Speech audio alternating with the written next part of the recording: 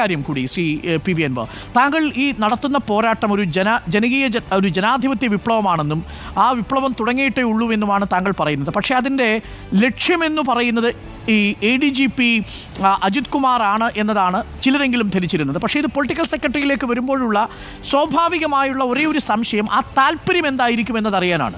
Political സെക്രട്ടറിക്ക് ഇതിൽ അറിയാതെ പോകുന്നതല്ല എന്ന് പറയുമ്പോൾ ഈ ആരോപണങ്ങളുടെ എല്ലാം ആനുകൂല്യം പൊളിറ്റിക്കൽ സെക്രട്ടറിക്ക് ലഭിക്കുന്നുണ്ടോ? അതായത് അങ്ങ് ആരോപിച്ച സ്വർണ്ണക്കടത്ത്, കൊലപാതകം, ഈ വിഷയങ്ങളിൽ ഡബിൾ ഏജന്റായി പ്രവർത്തിക്കുന്നത്, പൂരം കലക്കുന്നതടക്കം ADGPയുടെ മേൽ താങ്കൾ ആരോപിച്ച എല്ലാ ആരോപണങ്ങളുടെയും അന്തിമ ഗുണഭോക്താവ് ഈ പൊളിറ്റിക്കൽ സെക്രട്ടറി കൂടിയാണോ? അല്ല, അത് പറയേണ്ടത് ഈ ഒരു ഘട്ടത്തിൽ പറയേണ്ടത് ഞാനല്ല. അത് പറയേണ്ടത്, അന്വേഷിക്കേണ്ടത് പാർട്ടിയാണ്. പാർട്ടി അത് അന്വേഷിക്കട്ടെ. അപ്പോൾ ഞാനിപ്പോൾ ഇത്രയും എനിക്ക് അദ്ദേഹത്തെ കുരുക്കലാക്കണമെന്നോ അദ്ദേഹത്തെ വ്യക്തിപരമായി ആക്രമിക്കണമെന്നോ എനിക്ക് യാതൊരു ആഗ്രഹവുമില്ല. എനിക്ക് പി ശശിയുമായിട്ട് വ്യക്തിപരമായിട്ടുള്ള യാതൊരു വിരോധവുമില്ല. അദ്ദേഹം ഇന്നും എൻ്റെ സൗഹൃദ പട്ടികയിലാണ്. പക്ഷേ ഇത് അതിൽ അവസാനിക്കുന്നില്ലെങ്കിൽ, പാർട്ടി അത് പരിശോധിക്കേണ്ട വിധം പരിശോധിക്കുന്നില്ലെങ്കിൽ എനിക്ക് ചില കാര്യങ്ങൾ കൂടി പറയേണ്ടി വരും. തെളിവുകളുണ്ട്, എല്ലാവർക്കും ദോഷമാവും. അത്രയും ഞാൻ ആ കാര്യത്തെക്കുറിച്ച് പറയുന്നുള്ളൂ. ചില കാര്യങ്ങൾ കൂടി പറയും എന്നുള്ളൊരു സൂചനയാണ് അങ്ങ് നൽകുന്നത്. അതൊക്കെ നമുക്ക് അപ്പം പറയാം. ശരി, ഇല്ലില്ല, ഞാൻ അങ്ങനെ നിർബന്ധിക്കുന്നില്ല. പി വി അൻവർ, ഇപ്പോൾ അന്വേഷണം തുടങ്ങിക്കഴിഞ്ഞു. ഞങ്ങളുടെ പ്രതിനിധി ശ്രീജിത്ത് അങ്ങോട്ട് ചോദിച്ചു, അതായത് ഈ അന്വേഷണ സംഘത്തിലുള്ള രണ്ടുപേർ, തൃശ്ശൂരിലെ ഈ തോംസണും അതേപോലെ സ്പർജൻ കുമാറും, ഇവർ രണ്ടുപേരും റിപ്പോർട്ട് ചെയ്യേണ്ടത് നമ്മുടെ ADGPക്കാണ്. ഇതാണ് അങ്ങ് ഹെഡ് മാസ്റ്റർ പിയൂൺ എന്ന ഉപമയിലൂടെ ലളിതമായി വിശദീകരിച്ചത്. അങ്ങനെ കീഴുദ്യോഗസ്ഥർ റിപ്പോർട്ട് ചെയ്യേണ്ട ഒരു ഉദ്യോഗസ്ഥനെതിരെ അന്വേഷണം നടത്തുക എന്നുള്ളത് കേട്ടുകേൾവിയില്ലാത്തതാണ്. അങ്ങനെ വെച്ചാൽ അങ്ങ് താങ്കൾ പറയുന്നു അത് നടക്കുമോ എന്ന് ഞങ്ങളോട് ചോദിക്കുമ്പോൾ ഞാൻ മനസ്സിലാക്കുന്നത് അങ്ങേക്കൊരു ഉറപ്പോ അങ്ങേക്ക് ഒരാത്മവിശ്വാസവും ഉണ്ട്, ക്രമസമാധാന ചുമതലയിൽ ADGP അധിക കാലം ഉണ്ടാവില്ല. ശരിയല്ലേ? അല്ല, അങ്ങനെയാണല്ലോ. അതാണല്ലോ അതിൻ്റെ സാമൂഹിക നീതി.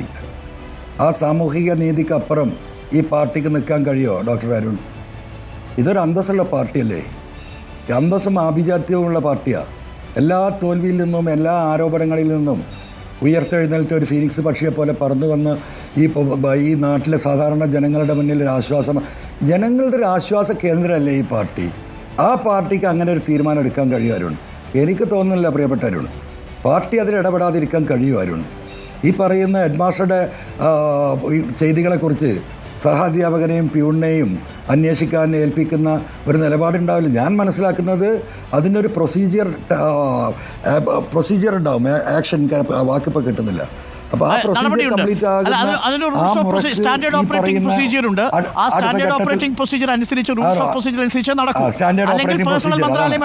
കേന്ദ്രത്തിൽ നിന്ന് പേഴ്സണൽ മന്ത്രാലയം ഇടപെടും.